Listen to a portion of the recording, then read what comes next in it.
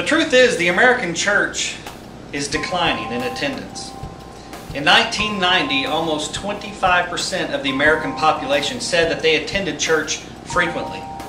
In 1995, that dropped down to 22%. In 2002, 18%. If you extrapolate the data and use some mathematics, you can discover that by the year 2025, less than 15% of America's population will be attending church frequently.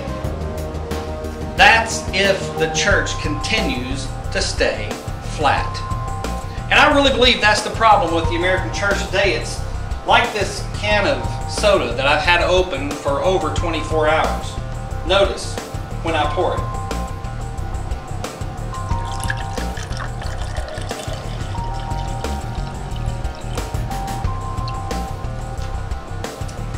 Absolutely no fizz, no carbonation.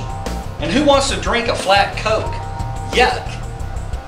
That's just like the American church today. No carbonation, no fizz, and it equals no growth. Of all of the statistics that are out there about why churches are not growing, you'll find out that it's not for what we might consider to be obvious reasons. For instance, the building makes no difference. The preacher makes no difference. The music makes no difference. Here, after all of the statistical data, is how one researcher summed up all of the statistical data about churches declining in growth. You want to know what it is? I quote, he said, "The main reason American churches do not grow is because they do not want to." It's that simple, folks.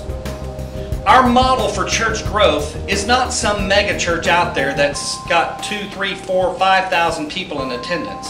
Our model is not to be found in some book or set of tapes or some conference somewhere. Our model for church growth must be the church in Acts. Because if there was ever a church that had fizz, if there was ever a carbonated church that ever existed, it was the book of Acts church. In Acts chapter 2, it says that the Lord was adding to them daily people who were being saved. The church grew from 120 to over 3,000, and then to over 5,000, and then over 10,000.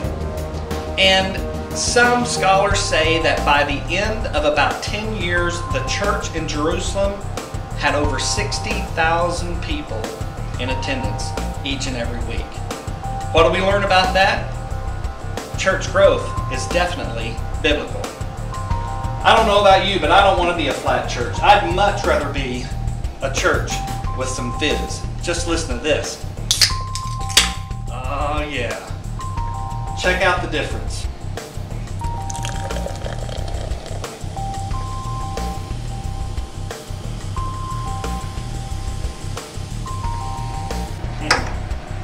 Now that looks good. And it is. And what made the difference? Fizz. Carbonation. It's just like a church. Who would want to go to a flat church when you could go to a church that has fizz? A carbonated church. Are you ready for fizz?